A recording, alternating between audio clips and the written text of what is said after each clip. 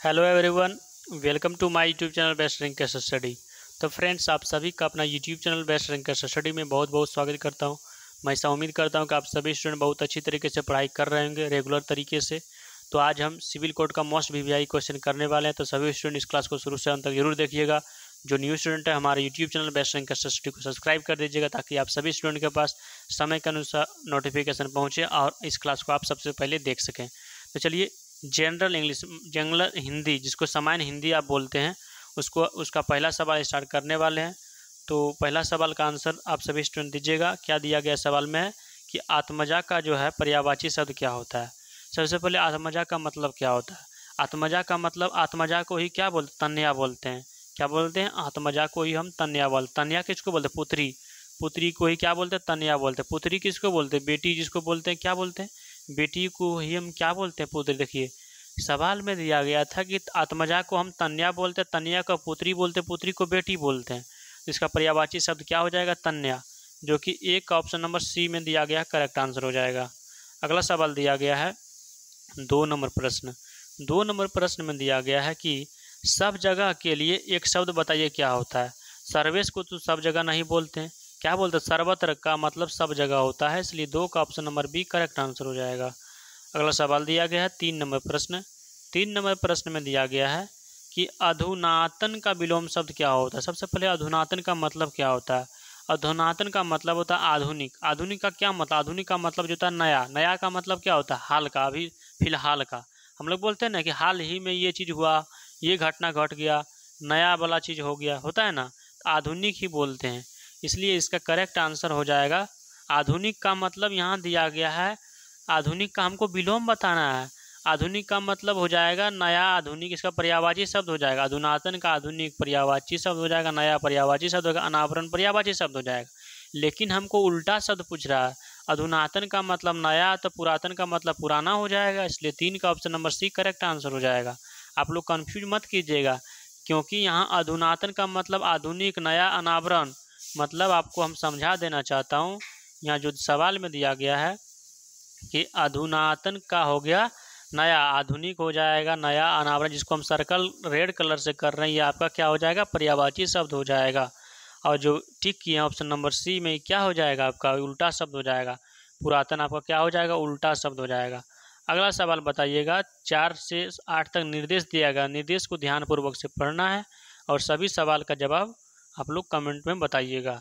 दिया गया सवाल में निर्देश 4 से 8 तक, निम्नलिखित गद्यांश के रिक्त स्थान की पूर्ति गद्यांश के नीचे दिए गए प्रश्नों के अनुसार कीजिए। गद्यांश को पढ़ते हैं और आप लोग भी मन मन पढ़िएगा, ताकि आपसे 5 सवाल जरूर बने। अगला सवाल दिया गया है यहाँ से, क्या दिया गया कि मनुष्य शारीरिक कष्ट से ही डैश पीछे डैश वाली प्राणी नहीं है। मानसिक क्लेश की संभावना, क्या दिया गया है? मानसिक क्लेश की संभावना से भी कर्मों की ओर प्रवृत्त होने का डैश उसे नहीं होता। जिन बातों से समाज के बीच उपहास, निंदा, अपमान इत्यादि का डैश रहता है, उन्हें अच्छा समझते हुए भी बहुत से लोग उनसे क्या होते हैं? बहुत से लोग उनसे दूर रहते हैं। अगला दिया गया है, देखते हुए भी बहुत से लोग प्रथाओं का पालन इसलिए करते हैं कि नहीं करने से वे बुरे कहे जाएंगे, लोगों में उनका डैश न रह जाएगा। अब 4 नंबर सवाल से आप सभी स्टूडेंट एक बार जरूर कमेंट में बताइएगा। दिया गया सवाल में है कि गद्यांश में संकेतित रिक्त स्थान 1 के लिए उपयुक्त विकल्प का चयन करें। मतलब पहला रिक्त स्थान का आंसर बताना है। पहला रिक्त स्थान में दिया गया है कि मनुष्य शारीरिक कष्ट से ही पीछे डैश वाली प्राणी नहीं है। डैश के स्थान पर क्या हो जाएगा? आपके पास 4 ऑप्शन है। डैश प्राणी नहीं है, तो डैश के स्थान पर क्या हो जाएगा? इसका करेक्ट आंसर हटने वाली प्राणी नहीं है, इसलिए 4 का option number C correct answer हो जाएगा। अगला सवाल दिया गया 5 नंबर। 5 नंबर प्रश्न में दिया गया है कि गद्यांश में संकेतित रिक्त स्थान 2 के लिए उपयुक्त शब्द का चयन करें। मतलब दूसरा रिक्त स्थान का आंसर बताना है। दूसरा रिक्त स्थान में क्या दिया गया है? दूसरा रिक्त स्थान में दिया गया है कि मानसिक क्लेश की संभावना से भी कर्मों की ओर प्रवृत्त होने का डैश उसे नहीं होता। डैश उसे नहीं होता, जिसका करेक्ट आंसर क्या हो जाएगा? डैश के स्थान पर क्या हो जाएगा? एक बार जरूर कमेंट में आंसर बताइए, क्या हो जाएगा? साहस नहीं होगा, इसलिए 5 का option number B correct answer हो जाएगा। 6 नंबर प्रश्न में दिया गया है कि गद्यांश में संकेतित रिक्त स्थान 3 के लिए उपयुक्त विकल्प का चयन करें। तो तीसरा रिक्त स्थान का आंसर क्या हो जाएगा? तीसरा रिक्त स्थान में दिया गया है कि जिन बातों से समाज के बीच उपहास, निंदा, अपमान इत्यादि का डैश रहता है, इत्यादि का डैश रहता है, डैश के स्थान पर क्या हो जाए, एक बार कमेंट में आंसर बताइएगा। 6 का करेक्ट आंसर क्या हो जाए, इत्यादि का डर रहता है, इसलिए 6 का option number D correct answer हो जाएगा। अगला सवाल दिया गया है 7 नंबर प्रश्न। 7 नंबर प्रश्न में दिया गया है गद्यांश में संकेतित रिक्त स्थान 4 के लिए उपयुक्त विकल्प का चयन करें। तो 7वां रिक्त स्थान में क्या इसका हो जाएगा आंसर, एक बार जरूर बताइएगा। मतलब चौथा रिक्त स्थान में, चौथा रिक्त स्थान में क्या हो जाएगा, यहाँ दिया गया सवाल में है उन्हें अच्छा समझते हुए भी बहुत से लोग उनसे डैश रहते हैं, डैश देखते हुए भी बहुत से लोग प्रथाओं का पालन इसलिए करते हैं कि नहीं करने से वे बुरे कहे जाएंगे। डैश देखते हुए, डैश के स्थान पर क्या हो जाएगा, डैश के स्थान पर क्या हो जाएगा, एक बार जरूर कमेंट में बताइएगा क्या हो जाएगा। इसका करेक्ट आंसर हानि हो जाएगा, इसलिए 7 का option number C correct answer हो जाएगा। अगला सवाल दिया गया 8 नंबर में कि गद्यांश में संकेतित रिक्त स्थान 5 के लिए उपयुक्त शब्द का चयन करें। तो 5वां रिक्त स्थान का आंसर बताना है। 5वां रिक्त स्थान में क्या दिया गया, 5वां में दिया गया है प्रथाओं का पालन इसलिए करते हैं कि नहीं करने से वे बुरे कहे जाएंगे, लोगों में उनका डैश न रह जाएगा। डैश के स्थान पर क्या हो जाएगा, डैश न रह जाएगा का मतलब हो गया सम्मान न रह जाएगा, इसलिए 8 का option number C correct answer हो जाएगा। अगला सवाल दिया गया 9 नंबर में दिए गए वाक्य का वह भाग ज्ञात करें जिसमें क्या है, त्रुटि है। त्रुटि वाला भाग में ध्यान से पढ़ना है। पाखंड व दिखावा हमारे जीवन का अभिन्न अंग बन गई है, बन गई है होगा या फिर बन गया है, एक बार जरूर कमेंट में बताइए क्या होगा, बन गया है होना चाहिए, यहाँ तो गलत कर दिया, इसलिए 9 का option number B correct answer त्रुटि वाला भाग हो जाएगा। अगला सवाल दिया गया 10 नंबर में कि रिक्त स्थान को भरने के लिए उपयुक्त शब्द का चयन करें। यह एक बहुत ही डैश समस्या है, क्या हो जाएगा इसका करेक्ट आंसर, यह एक बहुत ही गंभीर समस्या है, इसलिए 10 का option number D correct answer हो जाएगा। 11 नंबर प्रश्न में दिया गया है कि रिक्त स्थान को भरने के लिए उपयुक्त शब्द का चयन करें। डैश कपड़ा सिलना नहीं आता, तो क्या इसका करेक्ट आंसर हो जाएगा, उसे कपड़ा सिलना नहीं आता, इसलिए 11 का option number D correct answer हो जाएगा। 12 नंबर प्रश्न में दिया गया है कि उपकार का विलोम शब्द क्या है, क्या हो जाएगा, उपकार का जो विलोम शब्द है अपकार होता है, इसलिए 12 का option number B correct answer हो जाएगा। अगला सवाल दिया गया है 13 नंबर प्रश्न रिक्त स्थान को भरने के लिए उपयुक्त शब्द का चयन करें। बच्चे की आंखों से आंसू बहने डैश, तो बहने क्या बात क्या होगा, बहने लगा, बच्चों की आंख से आंसू बहने लगे, इसलिए 13 का option number B correct answer हो जाएगा। 14 नंबर प्रश्न में दिया गया है कि 15 दिन में जो एक बार होता है उसको हम क्या बोलते हैं, 15 दिन में जो एक बार होता है उसे पाक्षिक बोलते हैं, इसलिए 14 का option number C is the correct answer हो जाएगा। 15 नंबर प्रश्न में दिया गया कि सही वर्तनी वाले शब्द का चयन करें, तो इसका करेक्ट आंसर क्या हो जाएगा, शताब्दी, सौ, तम्याकर, आधा ब, द में दीर्घी की मात्रा शताब्दी, जो कि ए नंबर ऑप्शन में दिया गया है करेक्ट आंसर, इसलिए 15 का option number A correct answer हो जाएगा। अगला सवाल दिया गया है 16 नंबर प्रश्न में कि गूंगे का गुड़ अर्थ के लिए सही मुहावरा क्या होता है। तो गूंगे के लिए गुड़ जो है इसका मुहावरा जो बनता है कि अवर्णनीय अनुभव, इसलिए 16 का option number B absolute correct answer हो जाएगा। 17 नंबर प्रश्न में है कि सही वर्तनी वाले शब्द का चयन करें। परलौकी क्या है, सही वर्तनी है ना, आशीर्वाद गलत है, परीक्षा गलत है, बीमारी गलत है, इसलिए 17 का option number B correct answer हो जाएगा। अगला सवाल दिया गया है 18 नंबर में कि वातायन का आपको पर्यायवाची शब्द बताना है कि आखिर वातायन का पर्यायवाची शब्द क्या होता है। गवाक्ष होता है वातायन का पर्यायवाची शब्द, इसलिए 18 का option number B correct answer हो जाएगा।